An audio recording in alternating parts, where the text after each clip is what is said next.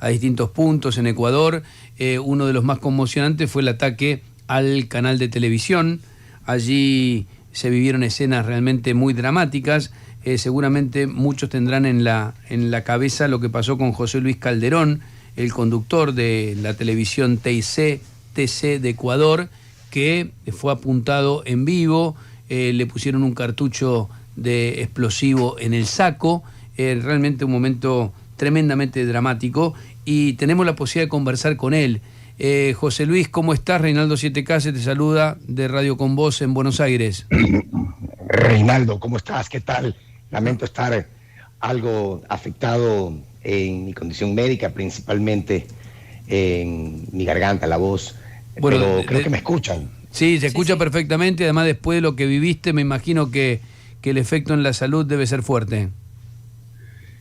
Algo inesperado, y no hay explicación para narrar aquello o las circunstancias, por supuesto, de lo que estamos viviendo, los hechos caóticos, que en estos momentos Ecuador es una nación en estado de sitio, una nación en guerra.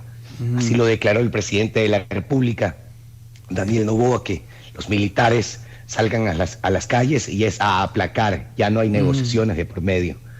Y definitivamente quiero aclarar también, situar la narrativa de lo que sucedió ese día. Precisamente yo me encontraba en la redacción de noticias, otros estaban a cargo de la conducción de un noticiero que estaba al aire, dos colegas que al escuchar los ruidos lograron ponerse a buen recaudo, y yo me encontraba en la redacción de noticias a eso de las 2:10 de la tarde, luego de la jornada de almuerzo, cuando escuchamos todo el bullicio, lo que estaba ocurriendo, sin imaginar la repercusión o trascendencia que iba a tener. Nos escondimos con dos colegas en un baño, dos mujeres, que en ese momento ya estaban deshechas de los nervios por todo lo que hemos vivido. Cualquier situación así nos descompone. Claro. Pero había que mantener la calma, había que considerar que no iba a existir una afectación a nuestra integridad física. Pasaron varios minutos donde logramos hacer llamadas a nuestros familiares, a las entidades de asistencia y socorro. En ese momento fue que nos descubrieron de nuestro pretendido escondite un grupo de encapuchados. Eran, como lo he descrito, niños con armas, tan solo lanzados como carne de cañón a provocar el caos, la desorganización, el desorden, generar temor, incertidumbre, zozobra. ¿Por qué te parece que, más allá del episodio que nosotros lo vimos y fue muy tremendo, porque sobre todo cuando te pusieron un explosivo en el saco, ¿no? Me imagino que habrás temido claramente por tu vida. En ese momento, claro, y continúo con la narrativa rápidamente, nos condujeron al estudio, que tenía anclada la señal porque estaba el noticiero al aire.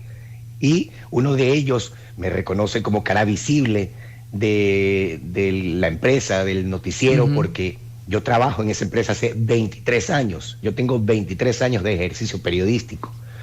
Entonces soy periodista de la calle, estoy ahí, donde se dan las cosas, como decimos en Ecuador, donde las papas queman.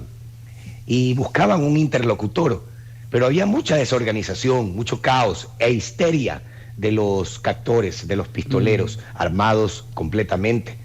La escopeta que me pusieron era un tipo de carabina que me apuntaba permanentemente, pistolas alrededor mío, incluso un artefacto explosivo, un taco de dinamita que colocaron en la chaqueta, en el bolsillo de mi chaqueta. No había un propósito, considero, aunque estaban guiados por un individuo a través de una videollamada que alguien sostenía en un celular.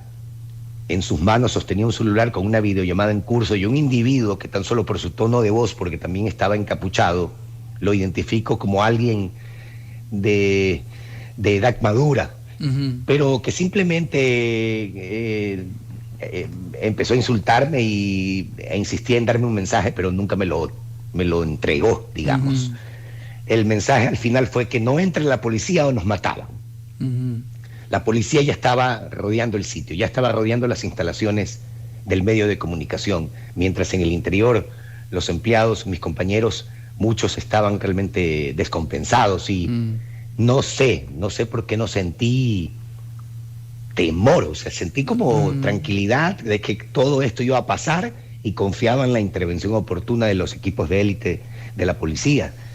Es lo que puedo comunicar. ¿Cómo terminó, José Luis? ¿Cómo se destrabó el tema? ¿Se rindieron? Empezaron a escucharse detonaciones, impactos de bala en la puerta que divide el lugar hermético donde nos encontramos, que estaba cerrada la puerta, precisamente una puerta grande, de un material pesado, un sitio, un estudio de televisión herméticamente sellado. Empezaron a disparar. Era la policía que pretendía romper las seguridades. En el interior nuestros compañeros, nuestros colegas decían, no disparen, no disparen. Estábamos en el medio entre la desorganización. Empezaron a dispersarse los maleantes, los pistoleros, y a disparar a la puerta, a responder también a esos disparos. Nos dimos cuenta que cargaban realmente completamente cargadas las armas. Entonces hubo como una respuesta también por parte de los maleantes. En ese instante tan solo tirarse al estar en el suelo, fueron situaciones muy confusas, buscaban encontrar refugio los fascinerosos, los niños con armas, esconderse en un sitio hermético, no había escapatoria. Alguien abrió la puerta desde el interior, dos compañeros, y que lograron escapar. La policía todavía no entraba, no quería arriesgar nuestra integridad física. Fue un momento de un silencio algo espeluznante, de no saber qué iba a pasar. En mi caso, vi a alguien, a otro compañero de trabajo, que subía por una escalera al techo, área donde están las luces, un área de enrejado donde están las luces, en el área superior. Sí. Y fui tras él. Y igual pasaron varios minutos de que no hubo una mayor acción hasta que la policía ya encontró que podía tomar el control y nos trasladaron desde un corredor de seguridad hacia el exterior. En el exterior, ya en las más de 2 horas que duró la acción policial, cuento también algo, cuando estábamos en la calle rodeado de policías, el canal todavía estaban buscando a individuos que se habían escondido en el interior del medio de comunicación. Es un predio grande, es un sitio, una infraestructura grande, ubicado en un predio extenso, por eso encontraron también puntos o lugares de poca vigilancia para infiltrarse, un grupo numeroso de individuos. La policía luego detalló que se capturaron a 18 individuos, entre ellos a menores de edad, entre el grupo de pistoleros encapuchados, ahora terroristas, porque van a ser declarados como terroristas. El delito es terrorismo, y las Fuerzas Armadas, la consigna ahora es que van a buscar grupos terroristas, ya no son grupos de delincuencia organizada, son grupos terroristas, así lo ha señalado ahora José Luis, el gobierno. En definitiva, se fueron rindiendo, no hubo resistencia después del ingreso de la policía. Se fueron rindiendo sin saber ya qué atinar o qué hacer. Pero lo que cuento, o lo que iba a contar, que precisamente en el grupo, ya cuando estábamos en el exterior, todos a salvo, rodeados de policías, no notamos que uno de los individuos se infiltró en nuestro grupo, en el grupo de empleados. Había robado prendas del departamento de vestuario, del medio de comunicación, y se infiltró en el grupo. Cuando empezó un listado a identificarnos como empleados, cada uno de nosotros ante la policía buscó escapar, salió en precipitada carrera. Obviamente fueron tras él y lo capturaron, policías y militares.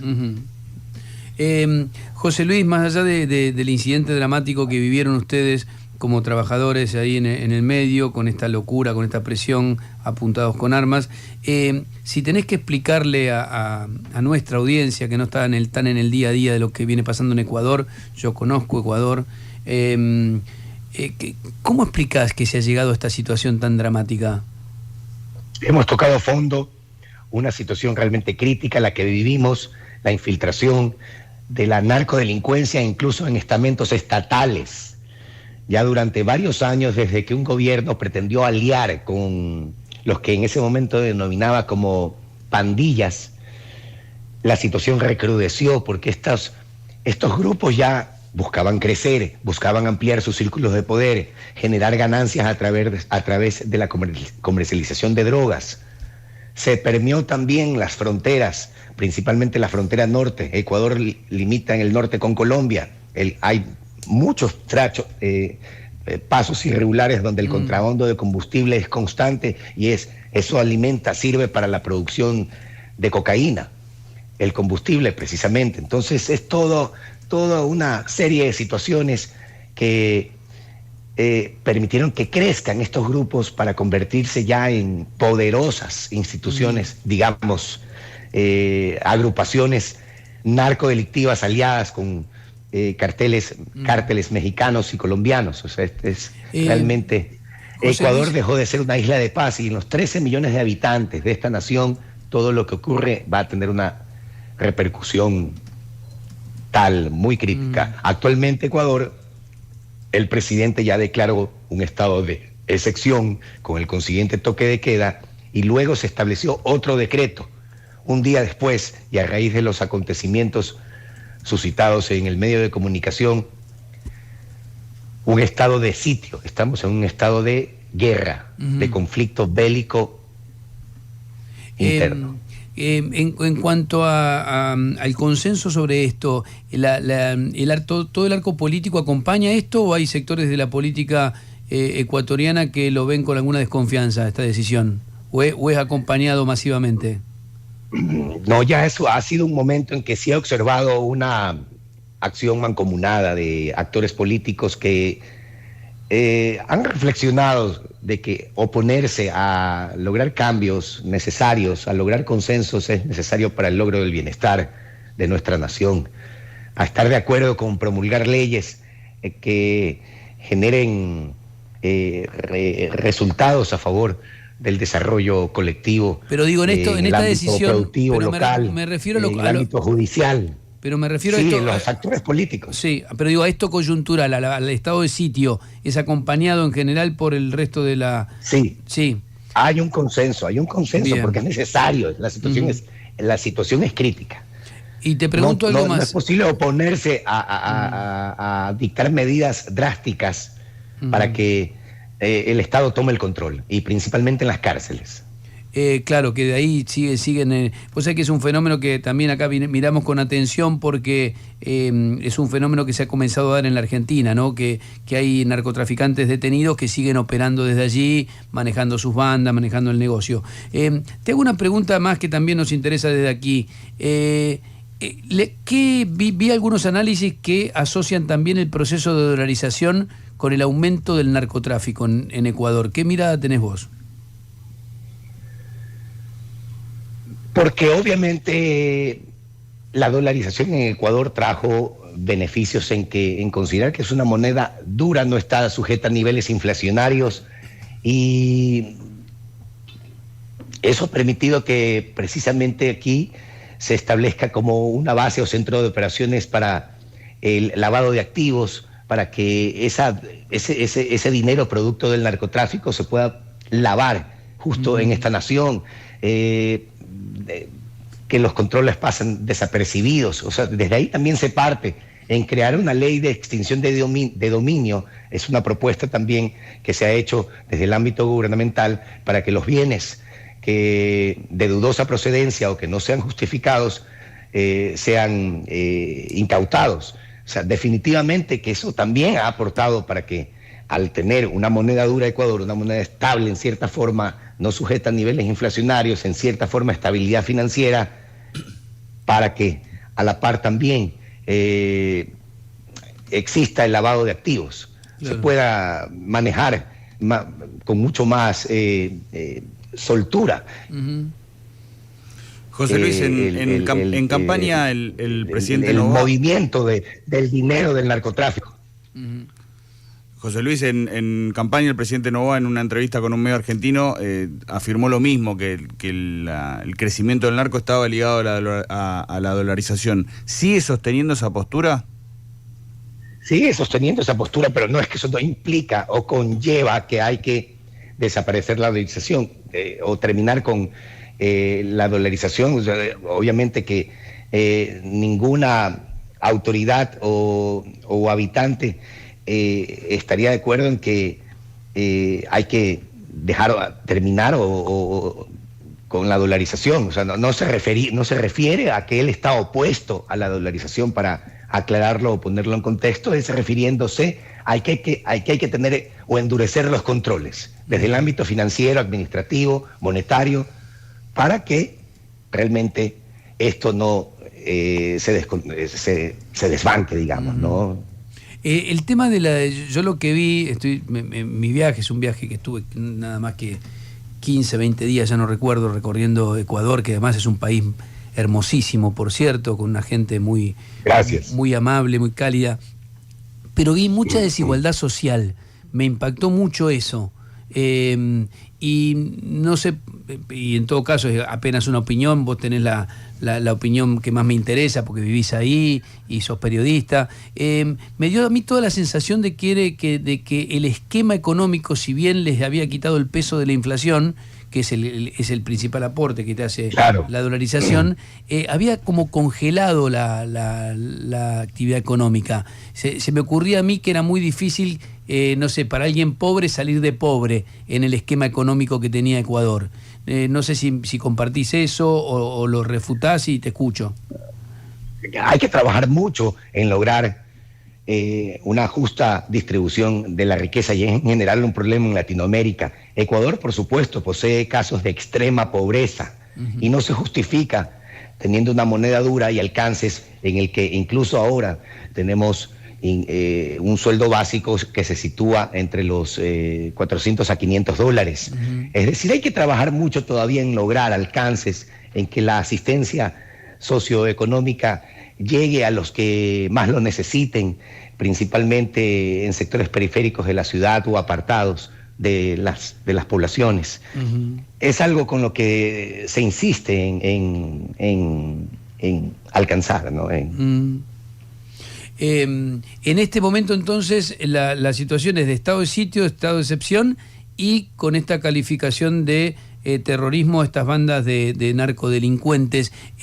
Allí, por ejemplo, aquí en Argentina hay una ley de defensa que prohíbe a las Fuerzas Armadas participar en actividades internas, es decir, está todo relegado a la policía, todo lo que tiene que ver con seguridad. Allí en Ecuador no existe esta limitación. El ejército constitucionalmente sí. Lo que el presidente ha tenido que, para posibilitar que las Fuerzas Armadas salgan a las calles, estén entre la población civil, es decretar un estado de excepción. Es una herramienta constitucional que tiene un primer mandatario aquí en nuestra nación para que se posibilite que los militares salgan a las calles y actúen.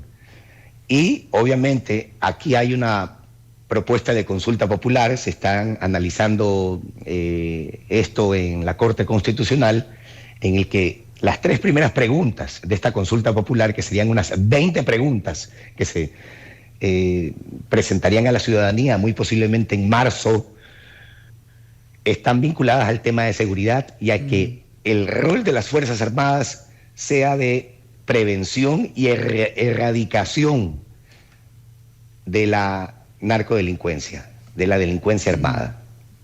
Es decir, que acompañen a la policía ya en labores de prevención, disuasión y control frente a la delincuencia, frente a cualquier actividad delictiva. Es decir, darle un rol más activo, pero constitucionalmente las Fuerzas Armadas están encargadas de la defensa exterior, claro. De la seguridad exterior, por supuesto, pues, claro. ¿No? Pero se pretende a través de normas ya lograr un rol más activo porque es urgente. La policía está indefensa frente ya a estos grupos de delincuencia organizada que están mejor armados y los superan en números a la propia policía. Quizá la solución sería que la policía gane bien, esté bien armada, bien entrenada, bien capacitada y que no incurran en corrupción, ¿no? Pero hay que trabajar mucho, claro, en ese sentido, hay que trabajar mucho. Yo creo que esto es un problema estructural y de nuestra región. Sí, claro. De mejorar desde la base social, trabajar desde la formación en bases educativas, valores morales, éticos. Es un tema realmente muy todavía complejo. hay que refundarse como democracia, ¿no?